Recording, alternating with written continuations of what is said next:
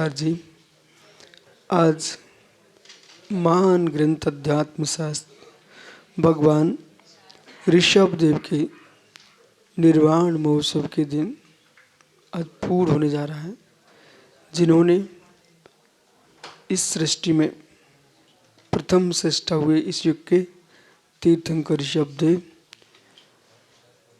अपने शासन काल में 80 मसीह कृषि विद्या और शिल्प कला का प्रवर्तन करने वाले और ब्राह्मी सुंदरी को अंक विद्या लिपि विद्या सिखाने वाले अध्यात्म विद्या के पारंगत विश्वकर्मा जैसे बेटे को कर्म क्रिया बताने वाले और भरत चक्रवर्ती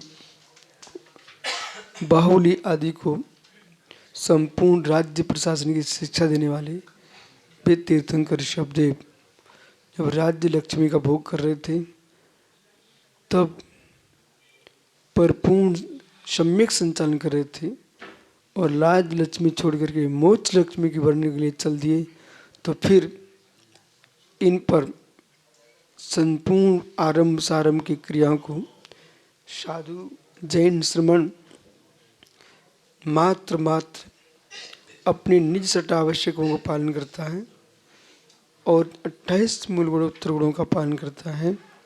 शेष षटकाय की हिंसा का परिपूर्ण त्यागी होता है। आरंभ सारंभ व्यापार धन धान्य वस्त्र आदि इनसे परिपूर्ण दूर रहता है। इससे कोई विकल्प नहीं है, नव कोटि का त्याग है। ऐसे साधक उनको बोले थोड़ी देर से आएंगे बाबा, रुको। तो इस प्रकार से वे तीर्थंकर शब्द इस सृष्टि पर अध्यात्म विद्या के प्रथम पुरोधा तत्व मनीषी, जिन्होंने परम विद्या का प्रयोग किया, ऐसे भगवान ऋषभ देव के निर्वाण महोत्सव के दिन आज ये ग्रंथ पूर्ण हो रहा है। सूर तत्व सारम रय्य मुनि नाम देव से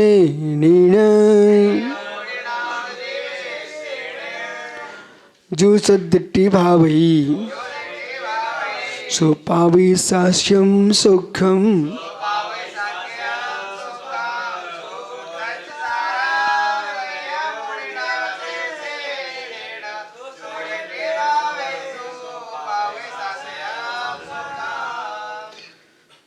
जिसमें सुगत तत्व परगत तत्व की विस्तार से निरूपणा की गई और जैसा परम ब्रह्म सिद्धि सलाम विराजमान है, ऐसा परम ब्रह्म देवालय में विराजमान है। ऐसे शुद्ध तत्व की निरूपणा वस्तु अपनी वस्तुत्व का विसर्जन नहीं करती, मिश्र होने पर भी अपने स्वभाव का परिपूर्ण नाश कभी नहीं करती। बद्ध में ही अबद्ध के दर्शन कराता अध्यात्म शास्त्र। तो बद्ध में अबद्ध के दर्शन अध्यात्म शास्त्र करा रहा है। वो शब्द ब्रह्म से आपने जाना, चलते उठते बैठते फिरते खाते पीते भी परम सत्य का निर्णय चलता है। अज्ञानी अध्यात्म का उपहास करते हैं, ज्ञानी अध्यात्म का आनंद लेते हैं। तो हमने शब्द का प्रयोग किया चलते फिरते उठते बैठते, तो लोग हंसी उड़ाने लगते। जब उठते चलते फिरते जिस प्रेम का हमारी प्रीति है उसका चेहरा तुम्हें दिखता रहता है, तो जिसे निज आत्मा से प्रीति है उसे निजात्मा का बोध क्यों नहीं होता है। इसलिए कल एक विद्वान से हमने कहा, मैं बिहार करते करते आनंद लूट रहा हूँ, तो वो मुस्कुराने लग गया। उस विद्वान को चाहिए कि परम सत्य को समझे। जगत इसमें परेशान है कि तुम घूम रहे हो, बिहार कर रहे हो, तुम्हें क्या मालूम राग मोह का विनाश बिहार से होता है, इसमें कोई शंका नहीं। वही चेहरे दिखेंगे, तुम संतरी मंत्र में लिप्त हो जाओगे। हम समाधि तंत्र में लीन रहते हैं। इसलिए चेतन ब्रह्म का, चेतन प्रभु चित ब्रह्म का में कोई डीजल पड़ता ही नहीं है, वो खत्म कहाँ से होगा। इसलिए होड़ निश्चय की व्याख्या करें तो व्यवहार में पगले डूबने लगते हैं, व्यवहार की बात करें तो निश्चय की बात करते हैं। ऐसे अज्ञानियों से संसार परेशान है। यहाँ पर निश्चय दृष्टि है, उसे समझिए आप। ये कर्म फल चेतना, कर्म चेतना पर मत जाइए, ये ज्ञान चेतना की दृष्टि में आइए। जो अहितुक है, अनुत्पन्न है, सोपादान में तल्लीन है, निमित्तों से शून्य है, निमित्तों से शून्य। निश्चित रूप परिणाम पर कोई निमित्त काम नहीं करते।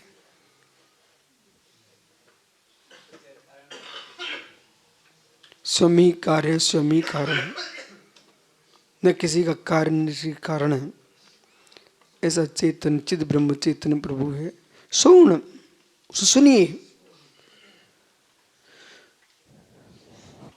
सुन तत्सारम, इस तत्सार सुनकर ये मुनिना, जो मुनियों के नाथ देवसेन के द्वारा रय्यम रचतम जो लिखा गया है, जो सद्दिट्ठी, जो सम्यक दृष्टि जीव भावई, जो भाएगा, भाता है, भावना करेगा, सो पावे सास्यम सौख्यम, वो सास्य सुख को प्राप्त करता है, ऐसा समझना चाहिए।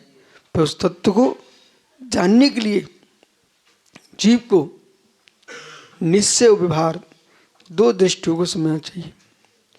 जो ने दिट्टि भीड़म तेसम न बद्ध स्वाव उपलब्धि, बद्ध स्वाव भीड़ा सम्माटी कहाँ वंती।